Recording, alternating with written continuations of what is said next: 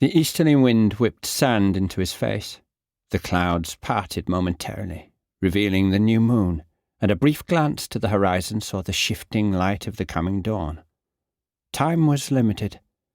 The fallen trees, a result of the violence of the previous night, left many local roads impassable, with residents hunkering down in their homes to wait out the storm. Many heeded the warnings and travelled inland, away from the coast, thereby avoiding the worst of the damage and disruption. Others, however, didn't fare as well. Coastal flooding struck several communities overnight, according to the news report he heard on the radio. The power was out across much of the region, with no indication of when things would return to normal. Norfolk's eastern coast battered back to the Stone Age in the space of a few hours. Now amongst the dunes, he caught sight of another soul braving the lull that followed the previous night's events, walking their dog along the deserted beach.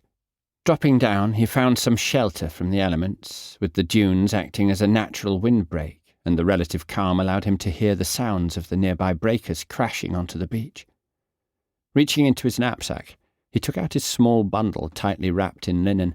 Laying it on the ground, he carefully unfurled the material to reveal the contents. A small circular mirror, slightly smaller than the palm of an adult hand, was put to one side. Alongside this he placed a black candle, a length of string, and a piece of cinnamon bark. Lastly, he set down a smooth oval rock the size of a closed fist that he'd collected from the shoreline. Taking a marker pen from his jacket, he picked up the mirror and scribbled a word upon it. Laying it in the centre of the linen, he retrieved a cigarette lighter from his pocket and, protecting the wick from the breeze with his body, lit the candle. Once the wax began to melt, he angled the candle in order to allow 3 drops of wax to splash down onto the surface of the mirror. Then he allowed the breeze to extinguish the flame. Nervously casting his eyes to the east, the sun threatened to breach the horizon at any moment. The reddish backdrop to the tumbling angry clouds promised yet another day of turbulence. Putting the candle aside, he reached for the cinnamon. Snapping the bark into smaller pieces in the palm of his hand, he closed his eyes and sprinkled it over the mirror whilst softly mouthing an incantation long committed to memory. Taking each corner of the linen in turn, he folded them into the centre, creating a pouch of sorts, and tied the corners together with string. Working with more haste now, he used both hands to dig in and push the sand aside in order to fashion a hole, roughly 6 inches deep at its centre. Then he lifted the pouch and laid it carefully inside. Picking up the rock, he hefted it above his head and looked out to sea once more. As the first glimpse of the sun crested the horizon, he brought his arm down as fast as he could, hurling the rock into the hole. The muted sound of the mirror smashing under the impact carried, and without a moment to lose, he refilled the hole as fast as he could, smoothing over the topmost layer of sand with the palms of both hands. He left them flat against the ground, stretching out his fingers into the sand and feeling the slight warmth of the rising sun on his skin.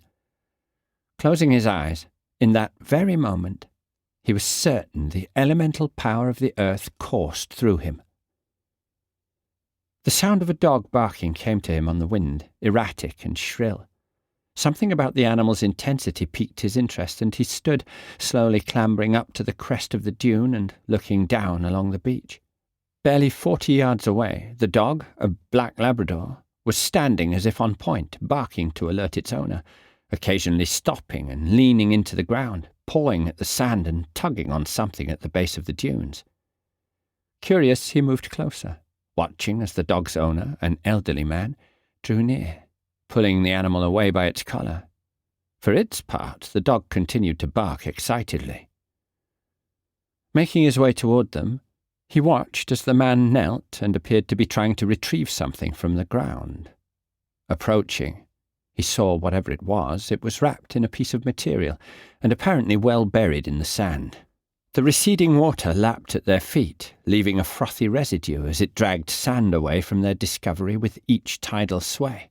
The dog came over to inspect the newcomer, and he held out the back of his hand to allow the animal to smell him. The creature became rapidly disinterested and returned to its owner.